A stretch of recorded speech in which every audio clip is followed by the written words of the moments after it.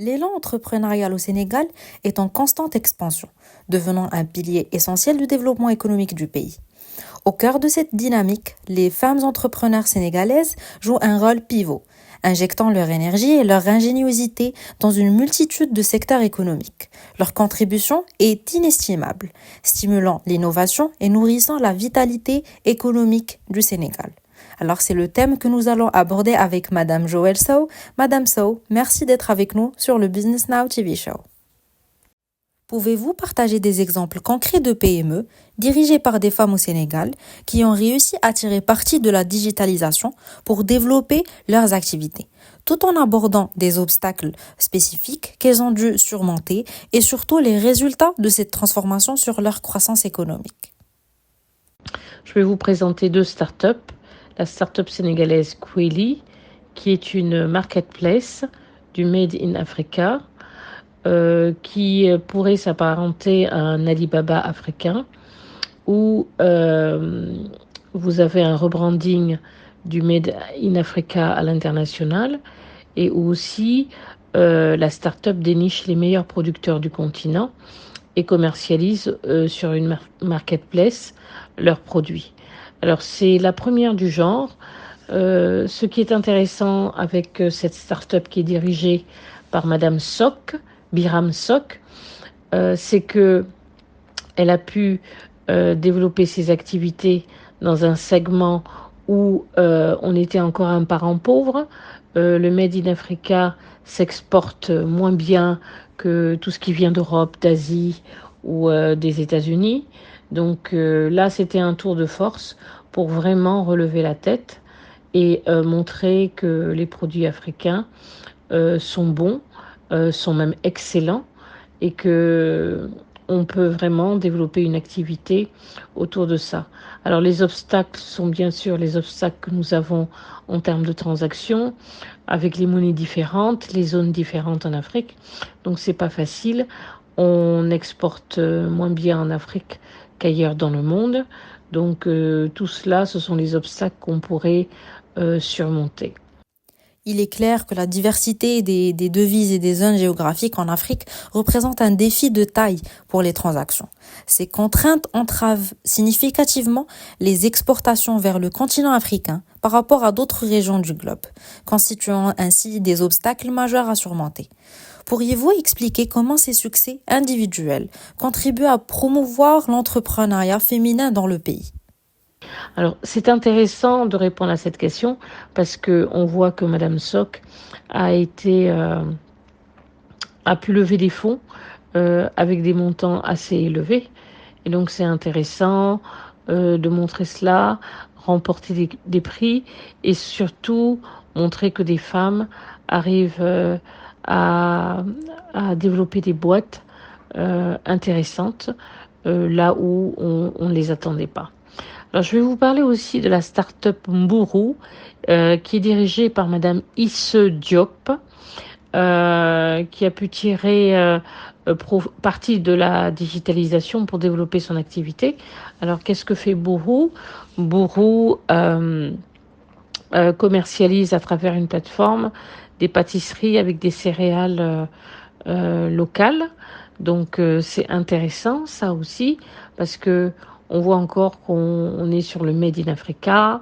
Je pense que les obstacles étaient plutôt de pouvoir développer ça à l'échelle nationale. Mais je pense qu'elle a très vite pu le surmonter avec la digitalisation et pour surmonter un peu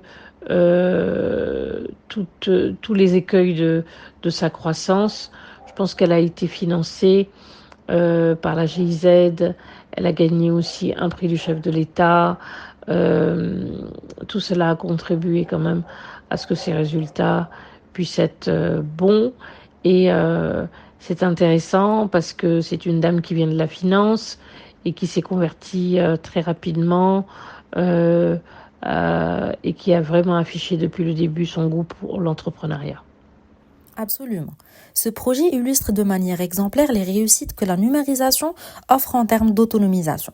Bien que la numérisation ouvre des perspectives prometteuses pour les entrepreneurs sénégalaises, elle se heurte également à des défis tels que le manque d'accès à Internet ou même la disparité numérique entre les genres. Dans ce contexte, comment vous percevez, Madame Sow, ces défis et quelles initiatives, en dehors de ces startups, pourraient être mises en place pour surmonter ces obstacles et encourager surtout la participation des femmes dans le secteur entrepreneurial numérique au Sénégal? Je perçois les défis liés à la digitalisation de l'entrepreneuriat féminin au Sénégal comme étant les suivants. Le manque d'accès à Internet est un obstacle majeur pour les femmes entrepreneurs sénégalaises, surtout dans les zones rurales.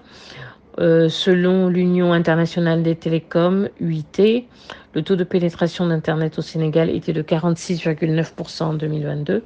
Ce taux est inférieur à la moyenne mondiale, qui est de 62,5%. La fracture numérique du genre est un autre obstacle majeur pour les femmes entrepreneurs sénégalaises. Selon l'UIT, le taux d'utilisation d'Internet par les femmes au Sénégal était de 36,9% en 2022 contre 57,1% pour les hommes. Cette différence est due à un certain nombre de facteurs, notamment le manque d'éducation et de formation en technologie, les contraintes socioculturelles et les inégalités économiques. Alors pour surmonter ces obstacles et favoriser la participation des femmes dans le secteur entrepreneurial numérique du Sénégal, les initiatives suivantes pourraient être mises en place. Par exemple, augmenter l'accès à Internet.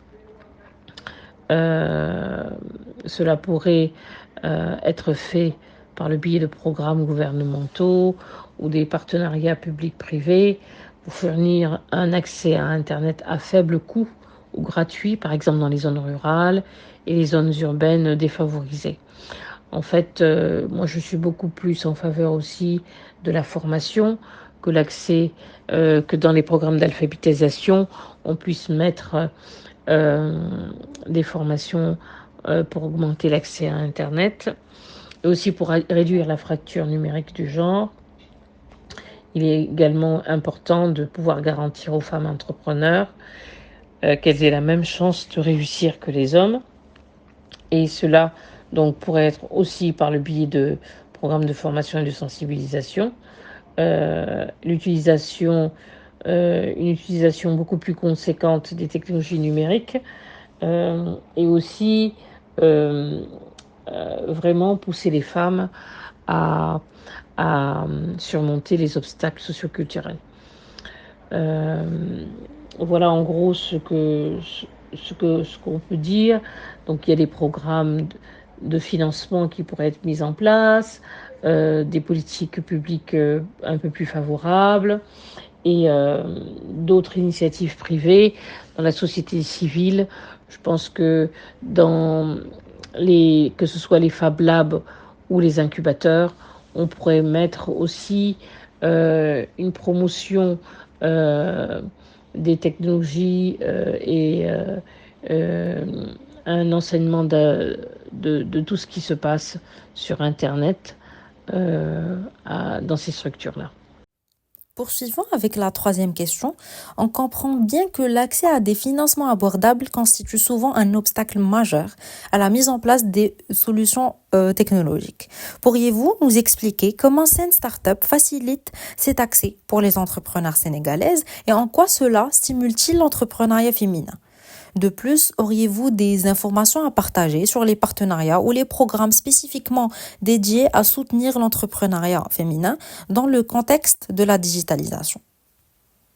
On sait que les entrepreneurs, que ce soit hommes ou femmes, nous avons un véritable problème avec le financement au démarrage d'activités.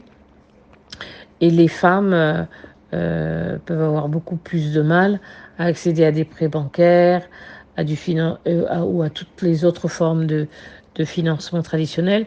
Mais ici, on voit que, par exemple, que le microcrédit est une bonne initiative. Et toutes les formes de néobanques aussi sont là pour pallier aux différents écueils que peuvent rencontrer les femmes dans le développement de leurs activités. Alors, Sen Startup accompagne bien sûr ce genre d'initiative, mais nous, ce que nous faisons, c'est que nous n'avons pas de barrière. Les hommes et les femmes ont le même niveau d'accessibilité au financement et on favorise un peu plus les femmes. Et lorsque un projet est dirigé par une femme et a besoin de financement, on y met autant de cœur et de volonté à ce que le financement puisse réussir. Madame Joëlle Sow, je tiens à vous remercier une fois de plus pour votre précieuse contribution à notre programme Now Job Stories, ainsi que pour le partage de votre expertise sur l'entrepreneuriat féminin et le secteur entrepreneurial numérique au Sénégal. Vos perspectives riches et éclairantes sont grandement appréciées.